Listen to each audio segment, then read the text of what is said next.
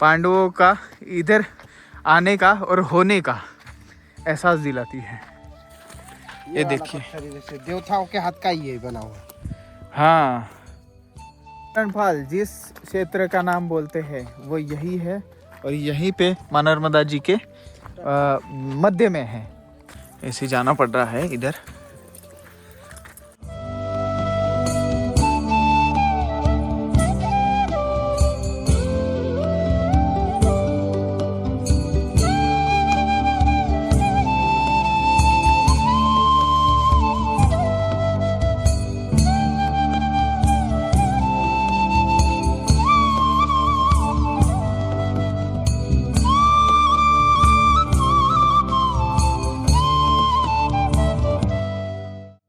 दोस्तों, हम हैं धर्मराय में और यहीं पे हम रुके हैं। ये आश्रम बन रहा है बापूजी का, ईश्वर दास जी बापू, उनका आश्रम बन रहा है, और ये बैकवाटर है मैया का। दोस्तों, आज का दिन बहुत इम्पोर्टेंट है। वो किस लिए बोल रहा था पता है मैं? आज हम ऐसे तीर्थ के दर्शन करने वाले, वहाँ पे सालों साल से कोई परिक्रमावासी गया नहीं है। परिक्रमावासी नहीं गया इसका मतलब ये नहीं कि आसपास के लोग नहीं गए। आसपास के आदिवासी पहाड़ों के लोग गए, जाते हैं वो लोग पूजा करने। वो भी उस वक्त जाते हैं जब वहाँ से जल स्तर नीचे चला जाता है, तब मैया का। उसके बाद में परिक्रमावासी तो कोई गया नहीं है, और उसकी वीडियो भी कभी बनी नहीं है, ठीक है। और ना दर्शन हुए परिक्रमावासियों को या फिर बाहर के लोगों को। ऐसे गुप्त स्थान पे हम जाने वाले हैं। वो हरणफाल, धर्मराय, धर्मकोट इस नामों से जाना जाता है, ठीक है। और युधिष्ठिर, धर्मराज युधिष्ठिर की यह धरती मानी गई नगरी उन्होंने बसाई थी यहाँ पे। तो उसकी सारी जानकारी हम वहाँ पे देंगे, और अद्भुत है ये सब कुछ। आप देखते रहना और बढ़ते रहना मेरे साथ आगे। यहाँ से क्या है, बैकवाटर है। बैकवाटर से हमें बोट से वहाँ तक जाना पड़ेगा, फिर वहाँ से पैदल रास्ता है। पैदल रास्ता पार करके पहाड़ियों पे चढ़ के, और बहुत मेहनत लगी है इस काम में और ये दर्शन करने में, और बहुत मेहनत से दर्शन करने जा रहे हैं हम। तो चलिए चलते हैं, और बने रहना हमारे साथ में और वीडियो देखते रहना। हमने कल यहाँ पे आसन लगाया था,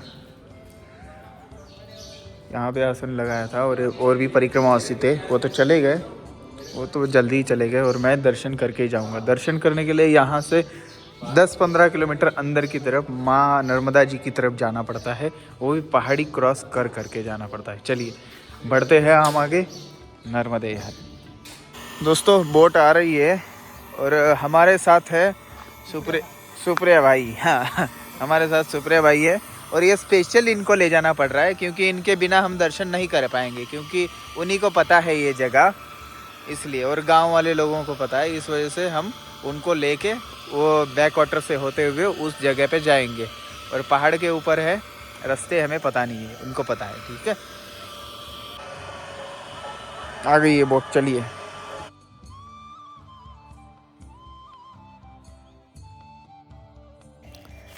सुबह सुबह धुंध को और इस जल को, बैकवाटर को चीरते हुए अब हम बोट में बैठ चुके हैं। बोट में बैठ के हम आगे की तरफ बढ़ते जा रहे हैं। धुंध ज़्यादा है थोड़ी सी, इस वजह से थोड़ा क्लियर नहीं दिख रहा होगा, लेकिन बहुत सुंदर नज़ारा है। और यहाँ पे जो प्रतिमा दिख रही है, देखिए पर्वत की छाँव पड़ रही है, तो कैसा सुंदर नज़ारा दिख रहा है। अब हम आगे की तरफ जा रहे हैं। हरणफाल, हरणफाल एक ऐसा तीर्थ है जो हमेशा एक क्यूरियोसिटी बन के रह गया था, शूल पानी के लिए हो या फिर बाहर के लोगों के लिए, परिक्रमावासी। आज एक ऐसे तीर्थ के दर्शन करने वाले हैं जो बहुत सालों में किसी ने उजागर किया हुआ है, दुनिया के सामने रखने की कोशिश की है राम इंडिया ने, ठीक है। और ये तीर्थ आप देख के धन्य सही में हो जाएंगे, क्योंकि यहाँ पे परिक्रमावासी ना के बराबर आते हैं। बहुत सालों पहले ही डैम बनने के वक्त यहाँ पे परिक्रमा मार्ग ही बंद हो चुका था, यहाँ पे कोई परिक्रमावासी नहीं आता था।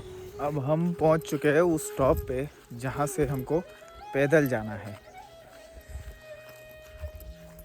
और सुप्रिया भाई और हम दोनों पैदल जा रहे हैं। ये देखिए ऐसा रास्ता है। यहाँ पे भी खेती की है, जो यहाँ पे के स्थानिक है, उन्होंने। यहाँ से होते हुए हमें ऊपर की तरफ जाना है। ऊपर है मंदिर, और ये नर्मदा जी धर्मराय गांव और ये पहाड़ियों के बीच में है ये स्थान।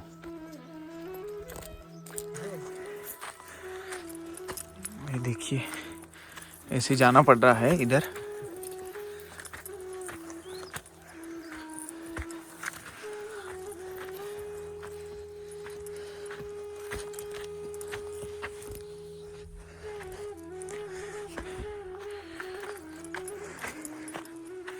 और गेट लगाया हुआ है ताकि जानवर उनवर घुस ना जाए, इस वजह से।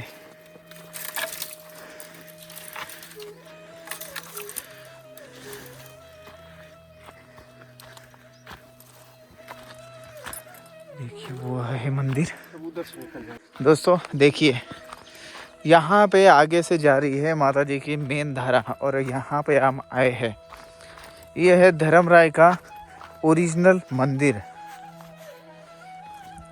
अब ये तो हनुमान जी का मंदिर है, ये देखिए ये पुराने हनुमान जी है यहाँ पे।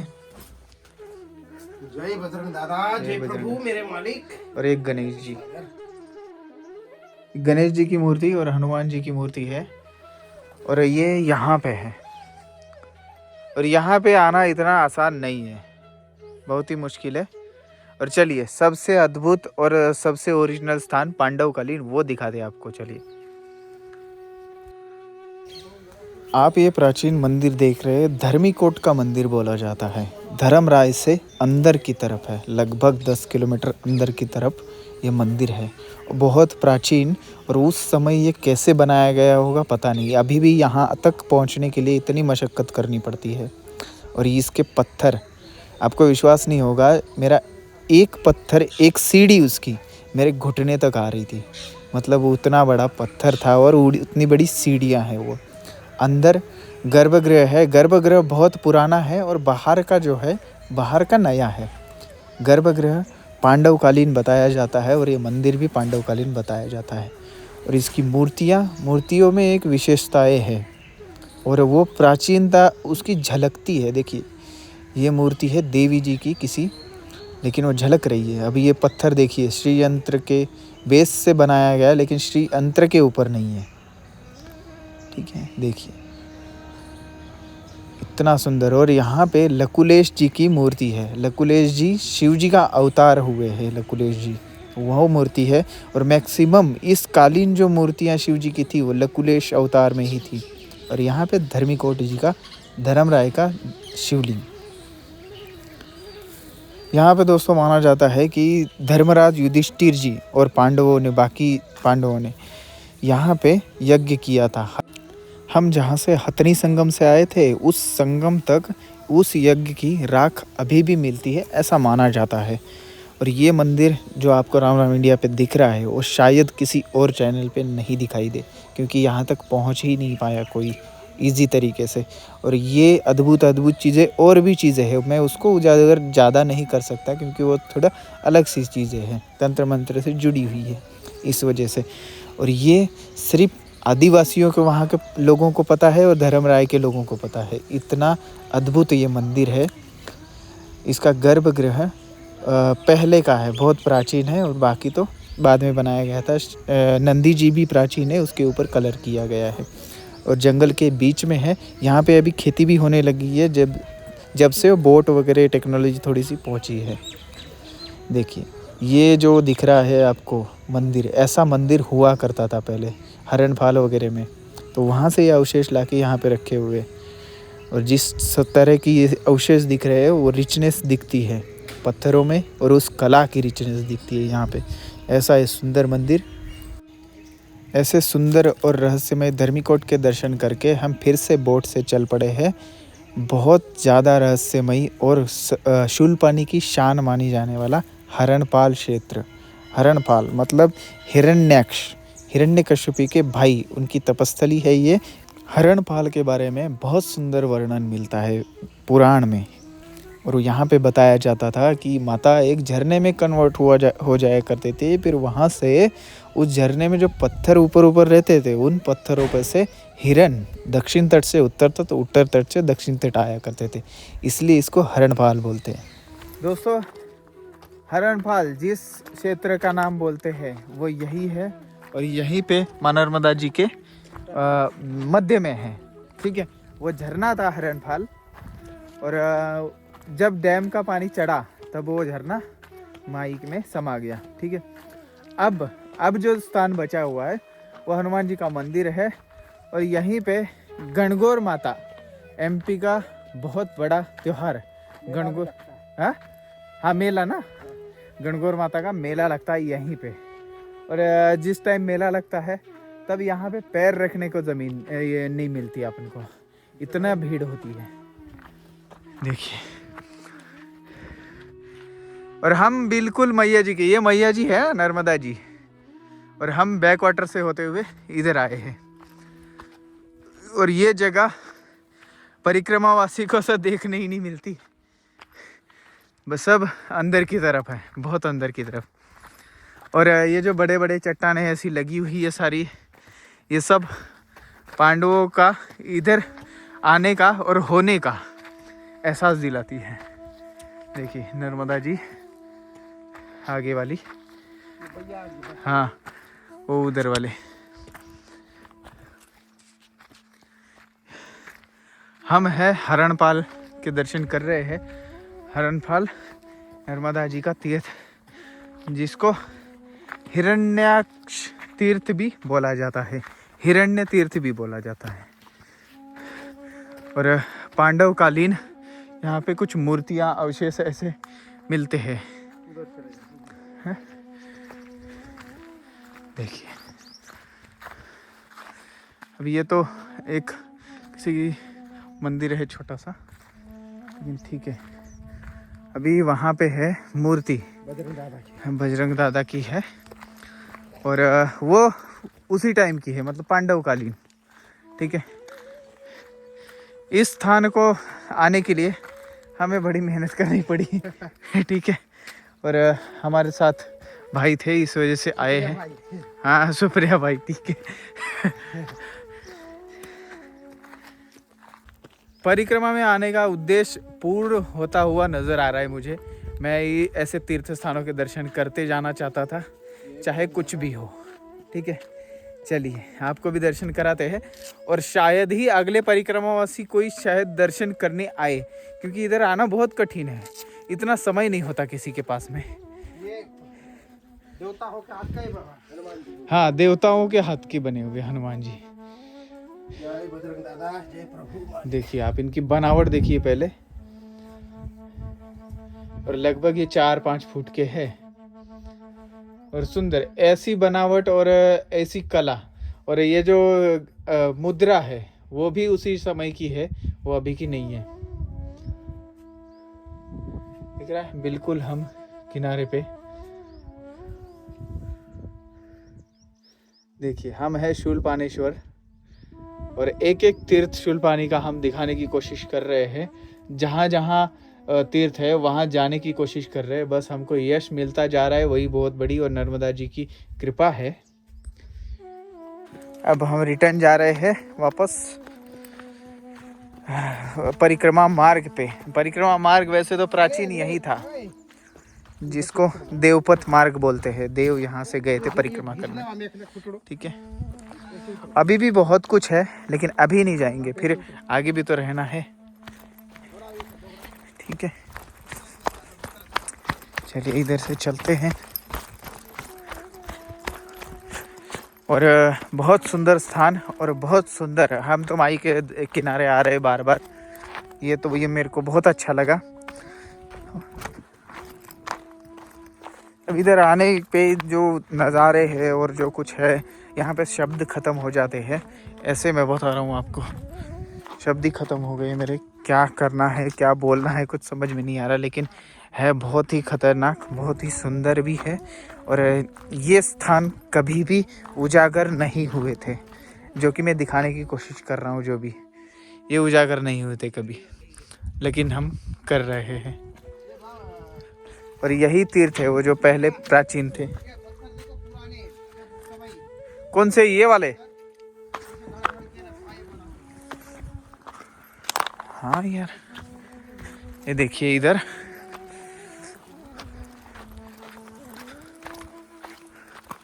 हाँ वो यहाँ पे बनाते थे। अभी देखिए हम इधर जा रहे हैं।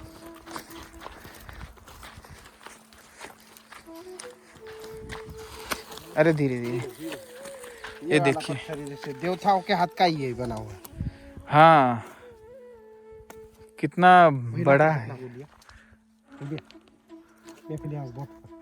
देखिए ये भी पत्थर और ये पत्थर, ये पत्थर और उधर एक पड़ा है ये वाला, सब ये वाला। डिजाइन वाले वही उनके हाथ का, देवताओं देखिए के हाथ के ही बने हुए। ऐसे पत्थर इस घाटी में मिलते हैं। इस घाटी पे अभी भी इतना जंगल है कि इजीली कोई पहुंच नहीं पाता। और वहाँ उस टाइम क्या करते थे वो लोग और देवता लोग कैसे यहाँ पे बना दिया, ये बहुत अजब की बात है। बहुत अजब की बात है। और बहुत अच्छा लगा इधर आके। इन्हीं जनों ने हमें लेके आए थे। अब हम वापस जा रहे हैं। चलिए चलते हैं। सब लोगों ने माल पोल खींच लिया है। चलिए जी हम फिर से चल पड़े हैं अपने रास्ते की तरफ, सुंदर सुहाना नर्मदा परिक्रमा मार्ग। चलिए और हम जा रहे हैं अब मेघनाथ घाट की तरफ। बहुत सुंदर दर्शन, आज का दिन बहुत इम्पोर्टेंट रहा और आपके लिए भी है। ऐसे स्थान फिर कभी कहीं पे भी देखने को नहीं मिलेंगे आपको जब तक आप यहाँ पे नहीं आओगे, ठीक है। और ये पूरा घाटियों के बीच में है, नर्मदा घाटी जिसको बोलते हैं। और शूलपाणेश्वर की जो घाटी है इसका, ठीक है। तो चलिए आगे बढ़ते हैं मेघनाथ घाट की तरफ। एक बार आपको पिछला इलाका दिखाता हूँ जहाँ से हम आए। क्रय मंदिर, यहाँ से हम आए, ठीक है। यहीं पे रुके थे और ये रहा, इधर से हम गए थे ना बैक वाटर से होते हुए दर्शन करने। चलिए अब आगे बढ़ते हैं। इस पुल से होते हुए हम जा रहे हैं मेघनाथ घाट।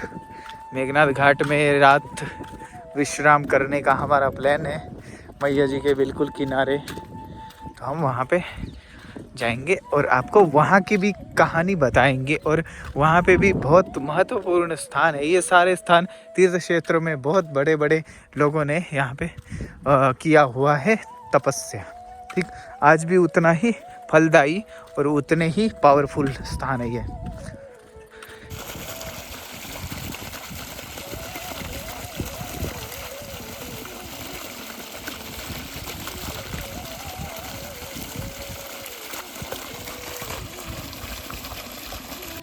हम पुल क्रॉस करते ही थोड़ा सा दूर है हरिधाम आश्रम। हरिधाम आश्रम का भी एक महत्व है, मतलब नर्मदा पुराण में नहीं, एक संत रहते थे यहाँ पे। संत रहते थे, उनका समाधि स्थल है। और समाधि स्थल भी इतना पावरफुल है कि क्या बताऊँ मैं, क्योंकि मैं यहाँ पे पहले आया था, ठीक है। और संत भी पावरफुल थे। ये देखिए यही वो स्थान है। मैं थोड़ा सा धीरे बोलूँगा क्योंकि समाधि स्थल है ये। देखिए यही वो स्थान है जहाँ पे मेडिटेशन भी बहुत अच्छी तरह से लग सकता है। और यहाँ पे फैन पे देखिए चिड़िया ने घोंसला बनाया हुआ है। गोरैया गोरैया, ठीक है। चलिए आपको दिखाते हैं। ये देखिए ये वो महाराज है, हरि महाराज। बहुत पुराने, मतलब बहुत पुराने उनका अस्तित्व था यहाँ पे, मतलब शरीर था। और इनकी कभी फ़ोटो नहीं आती थी उस टाइम, तो फ़ोटो निकालते भी थे तो फ़ोटो नहीं आती थी, ऐसा मानते हैं।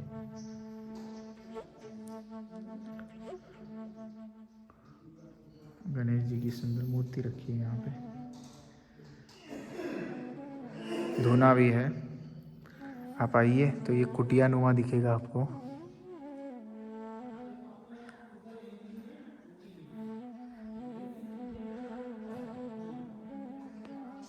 चलिए नर्मदे हर हर महादेव। और यहाँ पे महाराज भी है। आदेश लिखिए सब लोग, आदेश आदेश। चलिए आगे बढ़ते हैं।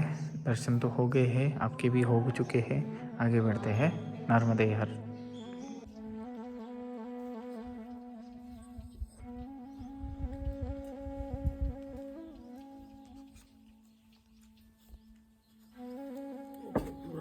सीताराम। बहुत शांति है। महाराज जी का वो समाधि स्थल नहीं, वो ध्यान स्थल है, ये समाधि स्थल है। और इधर मैं वीडियो नहीं बनाया क्योंकि वो ये बाहर की समाधि है और यहाँ पे बोलना क्या, उस पर चढ़ना भी गुनाह है, इसलिए मैं यहाँ पे समाधि नहीं वीडियो नहीं बनाया, तो मैं आगे निकल गया। अब मैं दिखा रहा हूँ, सिर्फ आपको दर्शन हो जाएंगे इसलिए। चलिए, हर हर महादेव।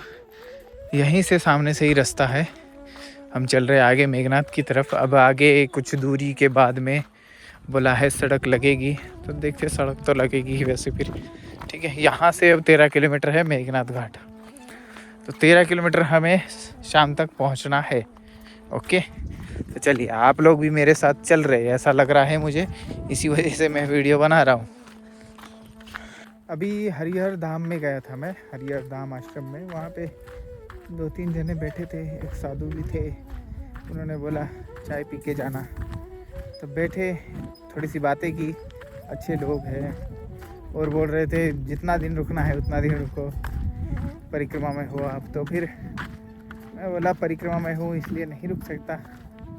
अब है बहुत सारे स्थान है, मुझे रोकने के लिए तैयार है। मतलब मैं ये नहीं बोल रहा कि मुझे ही सिर्फ, परिक्रमा उसी को रोकने के लिए तैयार है, लेकिन ज़्यादा दिन नहीं रुक सकते क्योंकि हमें ज़्यादा दिन परिक्रमा में निकालेंगे तो अगला कार्य कैसे करेंगे ना। हमें बहुत सारे कार्य करने हैं, पर्यावरण के लिए करने हैं, और पर्यावरण दिन ब दिन उतना ही हानि पहुंच रही है। इसका अंदाज़ा नहीं है लोगों को कि कितना हानि पहुंच रही है पर्यावरण को। ठीक है, तो उसके लिए काम करना है और जागृति तो हम करेंगे ही। अभी हमारे चैनल के थ्रू ही बताया जाएगा कि कितना क्या क्या हो रहा है हमारी वजह से, पर्यावरण को नुकसान, मनुष्य कितना नुकसान कर रहा है। ठीक है, आप सुनना उस बारे में। ठीक है, और आगे देखते रहना कि भाई क्या क्या चीज़ें हैं। बहुत ऐसी, आप डर जाओगे, रूह कांप जाएगी, ऐसी ऐसी चीज़ें हो रही है। चलिए आगे बढ़ते हैं, थोड़ा मेघनाथ घाट की तरफ चलते हैं। थोड़ा सा जल्दी इस वजह से निकलना पड़ेगा क्योंकि समय कम है और किलोमीटर ज़्यादा है, इसलिए चलिए चलते हैं। हर हर महादेव, नर्मदे हर।